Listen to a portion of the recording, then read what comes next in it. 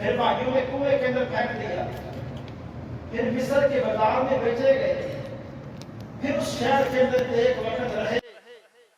फिर उसके बाद खवातीन की तरफ से एक फितने का सामना करना पड़ा। उसके बाद एक लंबा अरसा जेल के अंदर रहे और फिर उसके बाद अल्लाह ताला ने उस मुल्क का बादशाह बनाया। तो ये रब ताला के एक निजाम है कि जो इंसान मेहनत करता है और मुश्किलात के अंदर सब्र के साथ अपने दिन गुजारता है, अल्लाह से शिकवे नहीं करता। दूसरी बात, इस वाकया में नबी यकूब अलैहिस्सलाम से सीखने को मिलती है। पहले उनका बेटा गुम हो जाता है और बेटे के गुमशुदगी का यह वाकया जब उनको पता लगता है और उन्हें इस बात का यकीन होता है कि मेरा बेटा, मुझे अल्लाह ताला वापस करेगा, एक दिन मेरा बेटा वापस आएगा, इस यकीन के साथ वो अल्लाह ताला से राब्ता रखते हैं, दुआ भी करते हैं। और मेरे भाई इस वाक़े पे गौर करें तो 25 साल कम अज कम ये अरसा है कि 25 साल तक वो अपने बेटे की वापसी का इंतजार करते रहे कि मेरा बेटा आ जाएगा।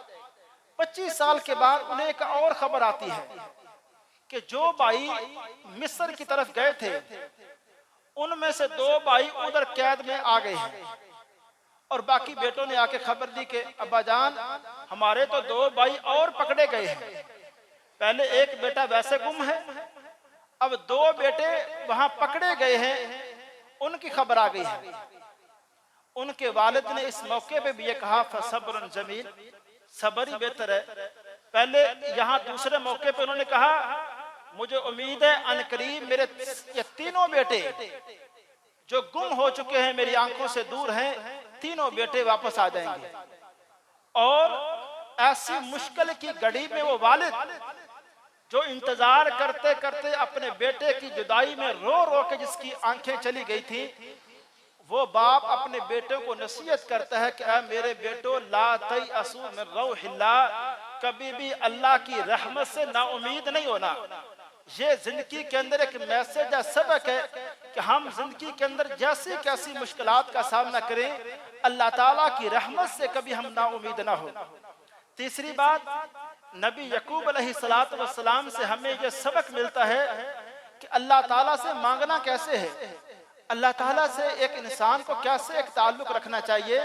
कि हम हमारे यहाँ क्या होता है, अगर एक मुश्किल या एक बीमारी महीने से दूसरे महीने में चली जाए, हम मायूसी की तरफ चले जाते हैं। हमारे घर की परेशानी महीने से दूसरे महीने में चली जाए और हम दुआएं करें और ज़ाहिरी तौर पे हमारी वो परेशानी खत्म ना हो, तो हम अल्लाह माफ करे शिकवे करने पे उतर आते हैं कि हमारी तो दुआएं कबूल ही नहीं होती।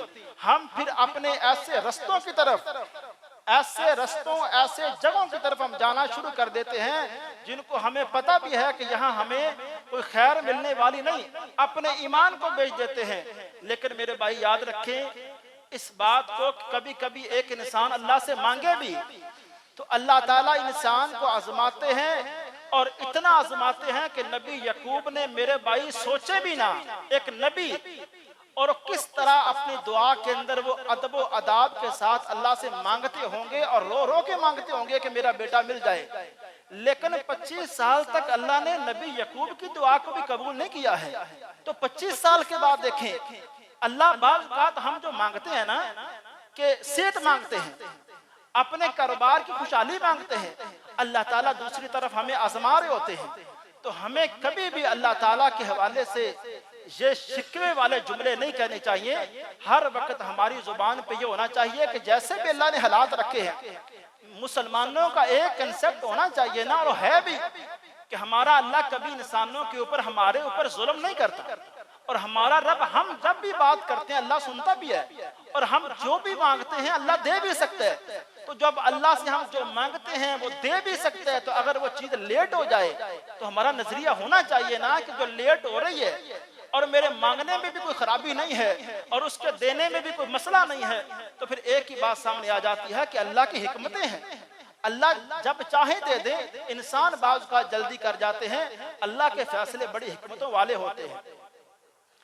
और आखिरी एक गुजारिश करता हूं, 2-3 दिन से इस बात को सारे भाई आप तवज्जो से सुने, 2-3 दिन से ये बात महसूस मैं कर रहा हूं और देखी जा रही है कि जैसे ही तरावी की नमाज खड़ी होती है, मेरे भाई पहले ये अर्ज करना चाहता हूं कि किसी भी भाई के हवाले से ये बात करके दिल आजारी मकसद नहीं, सिर्फ इस्लाम मकसद है कि पिछली दफा भी ये गुजारिश की कि जैसे ही तरावी की नमाज खड़ी हो जाती है, पहली सफों के अंदर अच्छे खासे बुजुर्ग वो खड़े नमाज पढ़ रहे हैं, और हमारे माशाल्लाह जो नौजवान हैं और एक तो है बच्चे, वो तो चलो बैठे ठीक है, और एक बड़े बच्चे जो है ना, आप समझ गए ना, एक बच्चे और फिर एक बड़े बच्चे वो भी पीछे बैठ जाते हैं। वो देखें इसमें क्या बदकिस्मती है। एक तो बंदे वैसे ही महरूम है जो मस्जिदों के अंदर आते ही नहीं, एक वो बदकिस्मते बंदे हैं जो मस्जिदों के अंदर आ भी चुके हैं, फिर भी उन्हें तौफीक नहीं है कि वो नमाज पढ़ लें। तो मेरे भाई अपना कीमती टाइम जो अल्लाह ने आपको दिया, आप क्यों ये बात आपके ज़हन के अंदर आ गई कि आप ये मकसद पूरा कर रहे हैं रमजान का, ये चंद गिनती का दिन है, इसको तो हम मस्जिदों के अंदर कीमती से कीमती बनाएं और पीछे बैठने के बजाय मेरे भाई जब आप थकावट महसूस करें, सफों के अंदर बुजुर्गों को देख के आप हौसला लेके सफों के अंदर आ जाएं, और ना बिल्कुल पीछे मस्जिद का इंतजामिया के आप इंतजामात को देख रहे हैं। मैं सिर्फ आपको यह बताना चाहता हूं कि इंतजामात को आप देख रहे हैं, तारीफ अल्लाह की है, बंदे की तारीफ नहीं है। इंतजामात दिन ब दिन अच्छे करने की कोशिश की जा रही है। पहला जुमा मुझे पता है कि सिर्फ 2 बंदों के वाले से हमें वो भी शक हुआ, यकीन नहीं, शक हुआ कि 2 बंदे शायद जुमे की नमाज उनकी रह गई। हमारी पूरी टीम की आधा घंटा इस पे मीटिंग होती रही कि इस आइंदा जुमे ये मसला नहीं होना चाहिए कि 2 बंदों की नमाज क्यों रह गई। मेरे भाई इंतजामिया ज्यादा से ज्यादा जो एक टीम है कोशिश कर रही है कि आपके लिए एक अच्छा माहौल, और इंतजामिया को परेशानी सिर्फ ये है कि हम एक वक्त भी दें, सहूलियात भी दें और सारा कुछ इंतजामात भी करें, तो फिर हमारे भाई हमारे सवाब को कम क्यों कर रहे हैं। इंतजामिया तो यह चाहती है ना कि ज्यादा से ज्यादा बंदे यहाँ इबादत करें ताकि उनको ज्यादा से ज्यादा सवाब मिले। तो आप मेरे भाई उनके साथ तावन करें। और आखिरी ये गुजारिश है जिली इंतजामिया की तरफ से भी और मस्जिद की इंतजामिया की तरफ से भी कि जब आप गाड़ियों पे आए तो आप सामने देख रहे हैं पार्किंग एरिया कल मुकम्मल उसकी सफाई की गई है, तो आप एक डिसिप्लिन के साथ जो गाड़ियां हैं तरतीब के साथ लगा दें ताकि जो बाद में आने वाले भाई हैं उनको किसी किस्म की कोई परेशानी का सामना न करना पड़े। और इसमें अल्लाह के रसूल अलैहिस्सलातु वस्सलाम की एक हदीस है, आप जब भी नमाज खड़ी होती ना, आप ऐलान फरमाते कि भाइयों एक दूसरे के लिए अपने कंधों को नरम करो। अब इस जुमले का पता क्या मतलब है कि जैसे ही नमाज खड़ी हो एक दूसरे के साथ बड़ी नरमी वाला मामला करो। तो यहाँ हम मस्जिद के अंदर एक दूसरे की इस्लाह करें, कभी भी किसी के ऊपर कोई तनकीद या इस तरह का जुमला ना कहें। मैं सिर्फ आखिरी ये बात कहने लगा हूँ, अल्लाह गवाह है हम कोई भी ऐसा जुमला नहीं कहना चाहते कि हमारे किसी भाई के दिल आजारी हो और वो कल मस्जिद के अंदर ना आए। हम कोई ऐसा जुमला नहीं कहना चाहते, सिर्फ ये भाइयों से गुजारिश करना चाहता हूँ। और बिल्कुल इसी तरह अपनी माओ बहनों से भी ये गुजारिश करना चाहता हूँ, जब सफ बंदी मुकम्मल हो जाए, पहली सफ मुकम्मल हो जाए, फिर दूसरी सफ की तरफ ये नहीं है कि बाज़ का होता क्या है एक सफ बन चुकी है और दूसरी सफ के अंदर भाई बैठ जाते हैं और पता नहीं क्या इंतजार करते हैं, बैठ जाते हैं और इंतजार करते हैं कारी साहब रुकू कब जाएंगे, और जब रुकू की तरफ जाते हैं फिर दौड़ के सफ के अंदर। ये पता नहीं ये किसको धोखा देने की कोशिश की जा रही है। तो अल्लाह के लिए नमाज शौक से पढ़ें, किसी को दिखाना मकसद नहीं। अपनी नमाज आप मस्जिद के अंदर आ गए हैं टाइम निकाल कर, वक्त निकाल कर, तो अपना वक्त पूरा का पूरा इबादत के अंदर और मुकम्मल रूहानियत वाला माहौल बना के इस मस्जिद के अंदर आप इबादत करें। बहुत शुक्रिया। सलाम।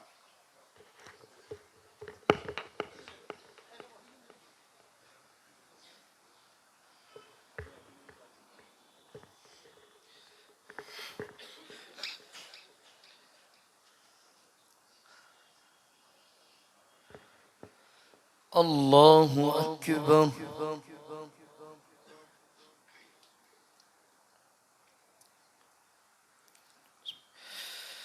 الحمد لله رب العالمين الرحمن الرحيم مالك يوم الدين إياك نعبد وإياك نستعين اهدنا الصراط المستقيم صراط الذين أنعمت عليهم غير المغضوب عليهم ولا الضالين آمين. إن الله يأمر بالعدل والإحسان وإيتاء ذي القربى وينهى عن الفحشاء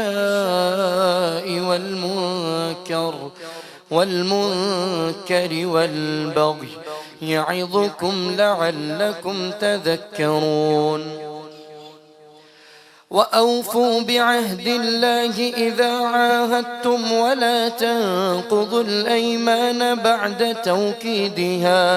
بعد توكيدها وقد جعلتم الله عليكم كفيلا إن الله يعلم ما تفعلون.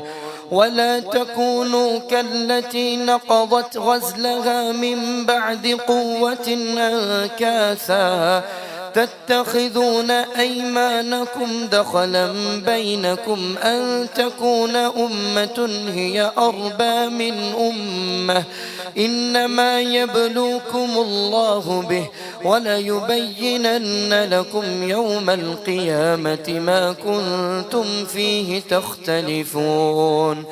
ولو شاء الله لجعلكم أمة واحدة ولكن يضل من يشاء ويهدي من يشاء ولتسألن عما كنتم تعملون.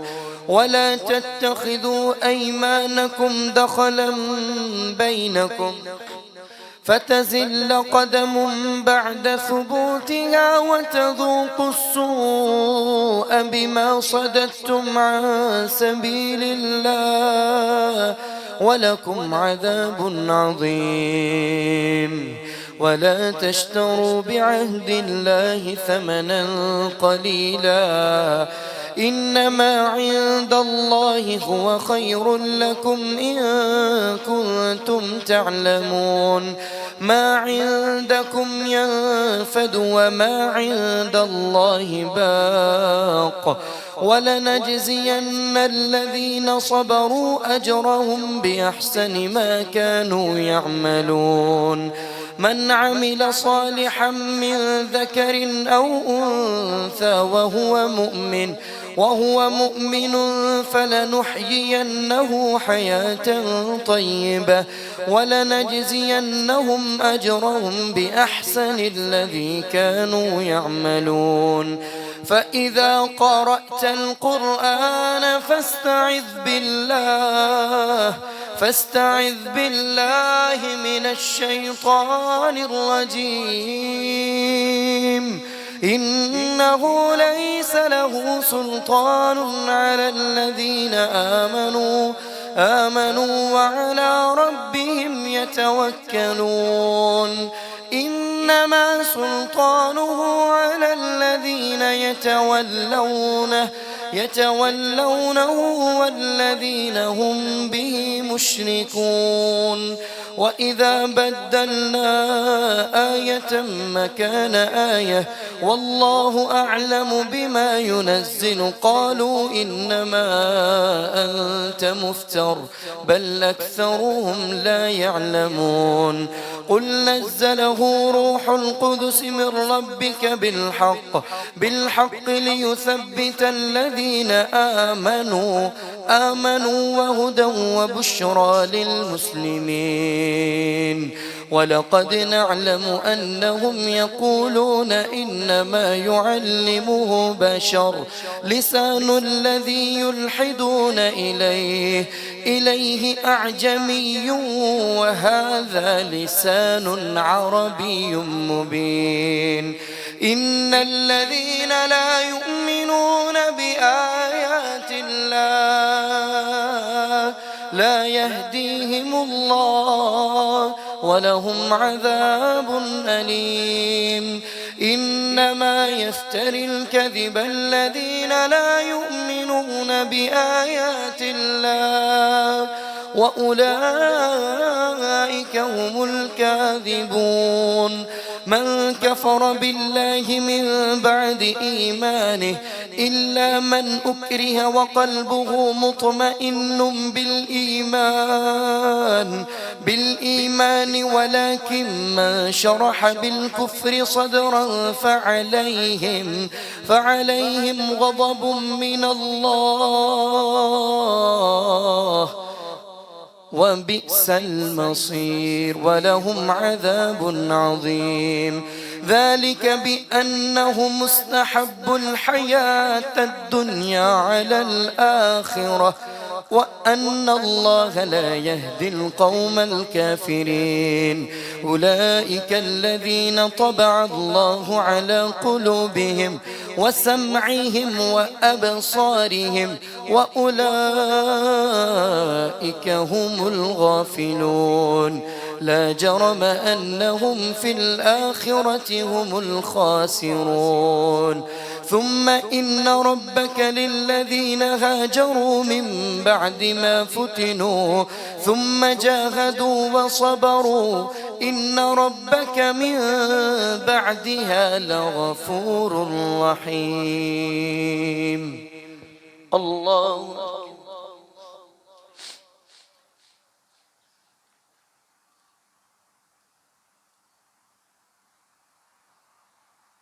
سمع الله لمن حمده.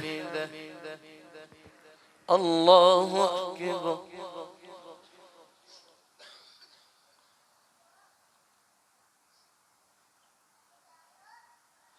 الله أكبر.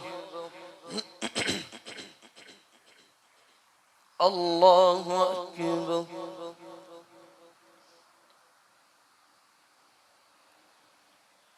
الله أكبر.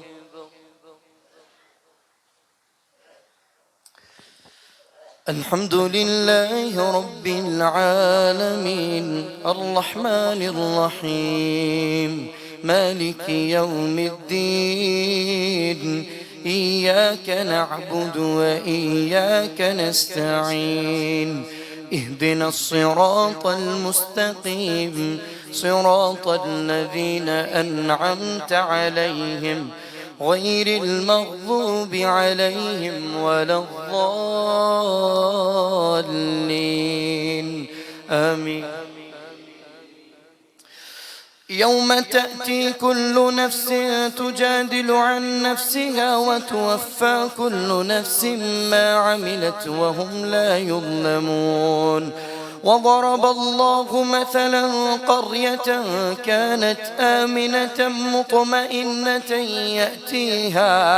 يأتيها رزقها رغدا من كل مكان فكفرت بأنعم الله فأذاقها الله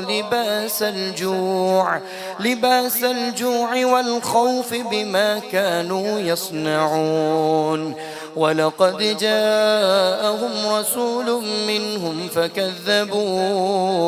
فكذبوه فأخذهم العذاب وهم ظالمون. فكلوا مما رزقكم الله حلالا طيبا واشكروا نعمة الله إن كنتم إياه تعبدون. إنما حرم عليكم الميتة والدم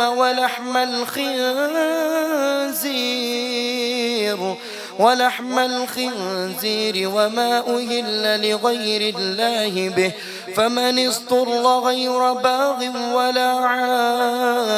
ولا عاد فإن الله غفور رحيم.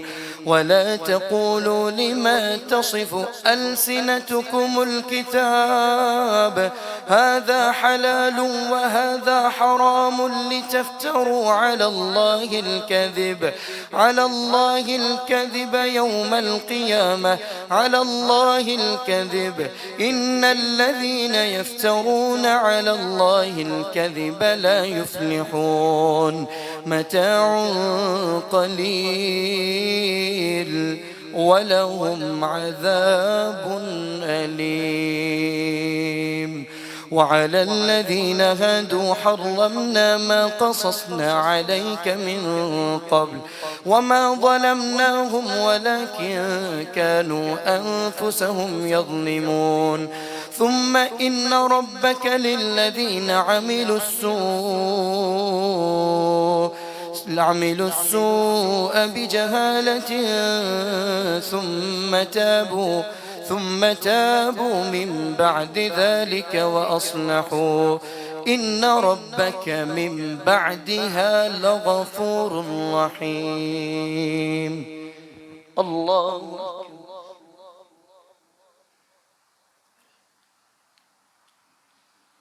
سمع الله لمن حمده. الله أكبر.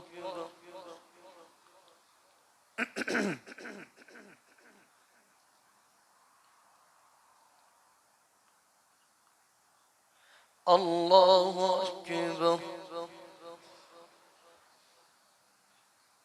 الله أكبر.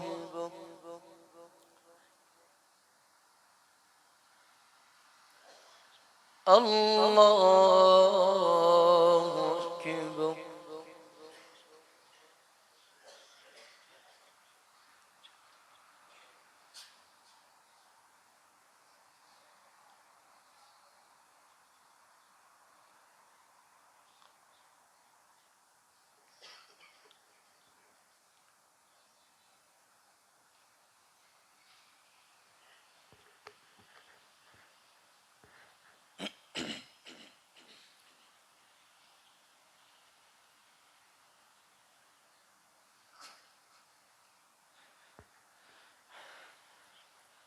السلام عليكم ورحمة الله.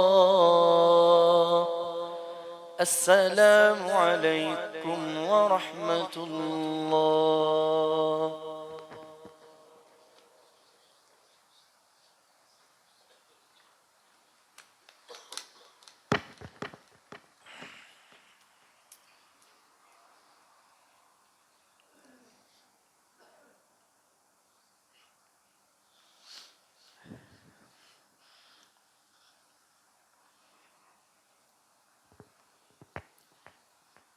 الله أكبر.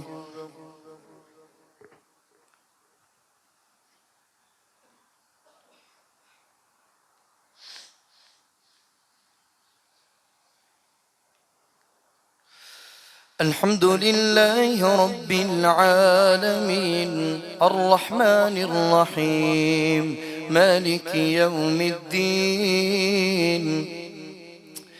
إياك نعبد وإياك نستعين. اهدنا الصراط المستقيم صراط الذين أنعمت عليهم غير المغضوب عليهم ولا الضالين. آمين. إن إبراهيم كان أمة قانتا لله حنيفا ولم يك من المشركين شاكرا لأنعمه اجتباه وهداه إلى صراط مستقيم. وآتيناه في الدنيا حسنة وإنه في الآخرة لمن الصالحين. ثم أوحينا إليك أن اتبع ملة إبراهيم حنيفا وما كان من المشركين إنما جعل السبت على الذين اختلفوا فيه وإن ربك ليحكم بينهم يوم القيامة فيما كانوا فيه يختلفون. الله أكبر.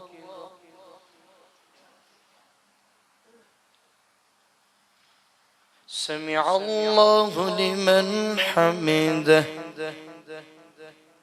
الله أكبر.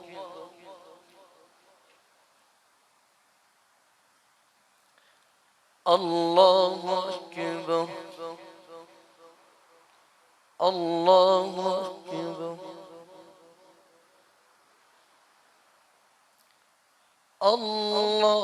الله أكبر.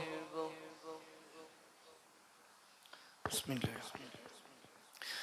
الحمد لله رب العالمين الرحمن الرحيم مالك يوم الدين إياك نعبد وإياك نستعين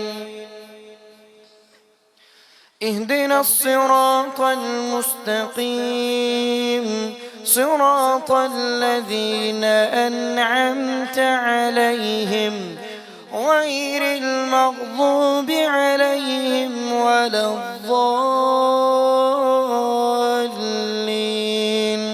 آمين. ادع إلى سبيل ربك بالحكمة والموعظة الحسنة وجادلهم بالتي هي أحسن إن ربك هو أعلم بمن ضل عن سبيله وهو أعلم بالمهتدين وإن عاقبتم فعاقبوا بمثل ما عوقبتم به ولئن صبرتم لهو خير للصابرين واصبر وما صبرك إلا بالله ولا تحزن عليهم ولا تك في ضيق مما يمكرون إن الله مع الذين اتقوا والذين هم محسنون. الله أكبر.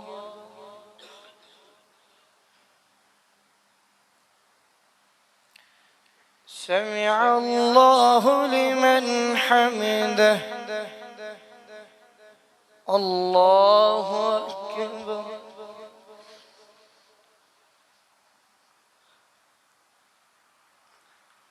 الله أكبر. الله أكبر.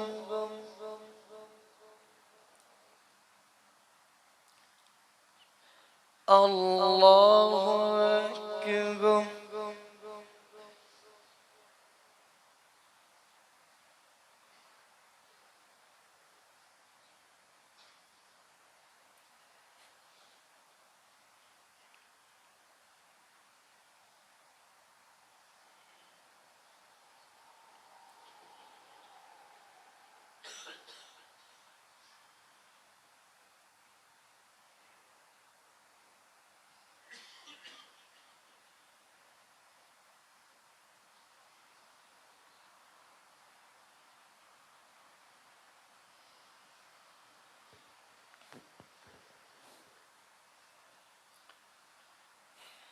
السلام عليكم ورحمة الله. السلام عليكم ورحمة الله.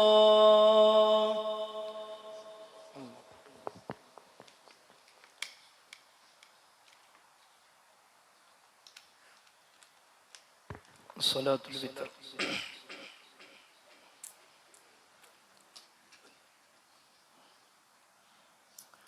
الله أكبر.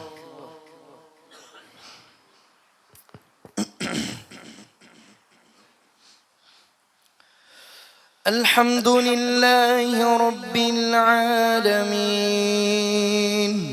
الرحمن الرحيم مالك يوم الدين إياك نعبد وإياك نستعين اهدنا الصراط المستقيم صراط الذين أنعمت عليهم غير المغضوب عليهم ولا الضالين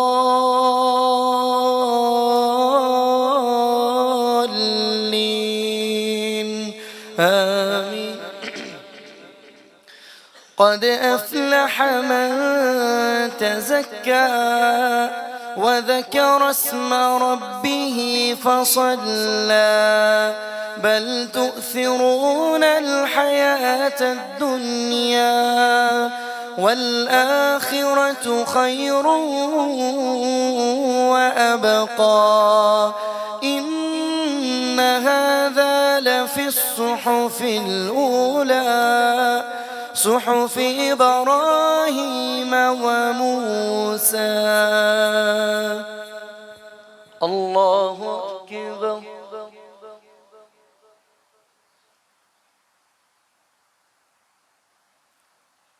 سمع الله لمن حمده.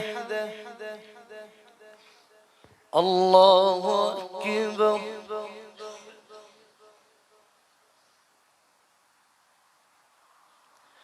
الله أكبر. الله أكبر.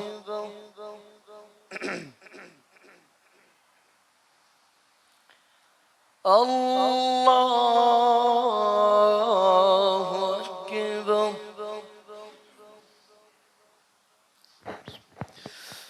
الحمد لله رب العالمين الرحمن الرحيم مالك يوم الدين إياك نعبد وإياك نستعين اهدنا الصراط المستقيم صراط الذين أنعمت عليهم غير المغضوب عليهم ولا الضالين آمين. قل يا أيها الكافرون لا أعبد ما تعبدون ولا أنتم عابدون ما أعبد ولا أنا عابد ما عبدتم ولا أنتم عابدون ما أعبد لكم دينكم ولي دين. الله أكبر.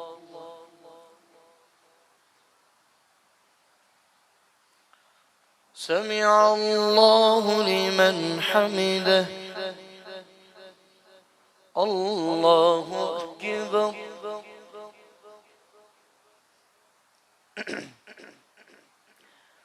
الله أكبر.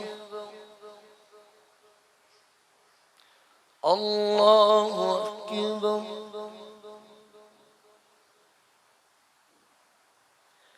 الله أكبر.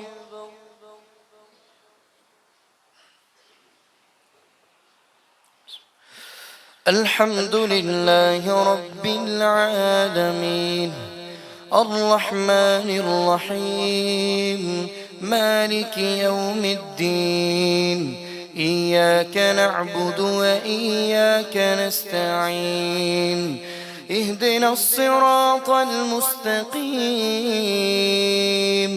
صراط الذين أنعمت عليهم غير المغضوب عليهم ولا الضالين آمين. قل هو الله أحد الله الصمد لم يلد ولم يولد ولم يكن له كفوا أحد. الله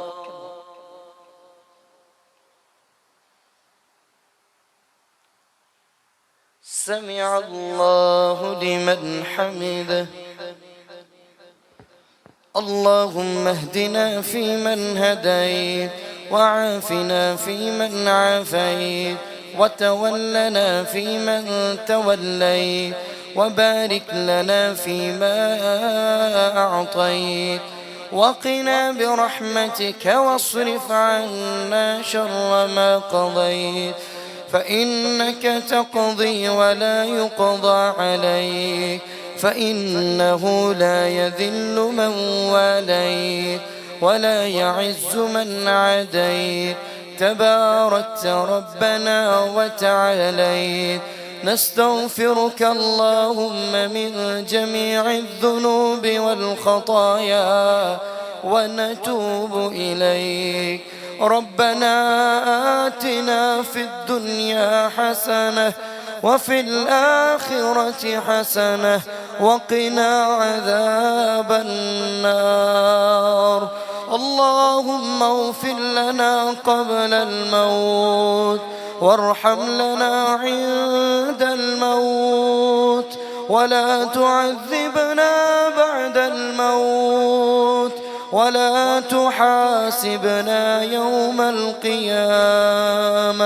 ربنا ظلمنا أنفسنا وإن لم تغفر لنا وترحمنا لنكونن من الخاسرين. اللهم ارحم على حالنا اللهم ارحم على حالنا. اللهم اشف كل مريض اللهم اشف مرضانا ومرضى المسلمين يا شافي الأمراض. اشف مرضانا ومرضى المسلمين يا قاضي الحاجات. اقض حاجاتنا وحاجات المسلمين. اللهم رب ارحمهما كما ربياني صغيرا. اللهم اعتق رقابنا من النار ورقاب والدينا من النار وأدخلنا الجنة مع الأبرار. اللهم انصر إخواننا في فلسطين. اللهم أهلك الظالمين بالظالمين. اللهم أهلك اليهود والنصارى. اللهم احفظ مسجد الأقصى من اليهود. اللهم تقبل دعانا. اللهم تقبل قيامنا وصيامنا وعبادتنا وصلاتنا. وصلى الله تعالى على خير خلقه محمد وعلى آله وأصحابه أجمعين برحمتك يا أرحم الراحمين. الله أكبر.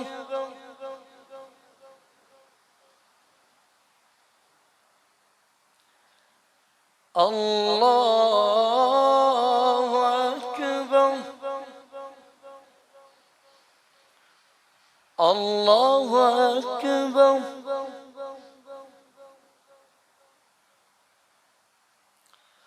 الله أكبر.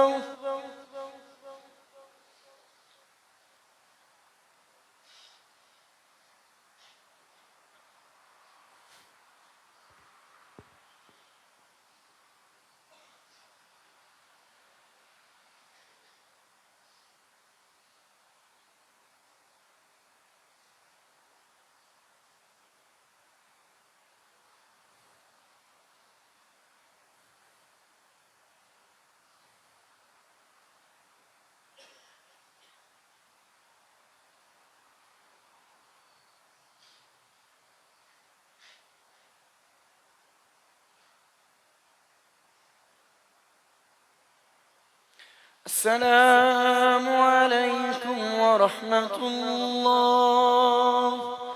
السلام عليكم ورحمة الله. سبحان الله الملك القدوس.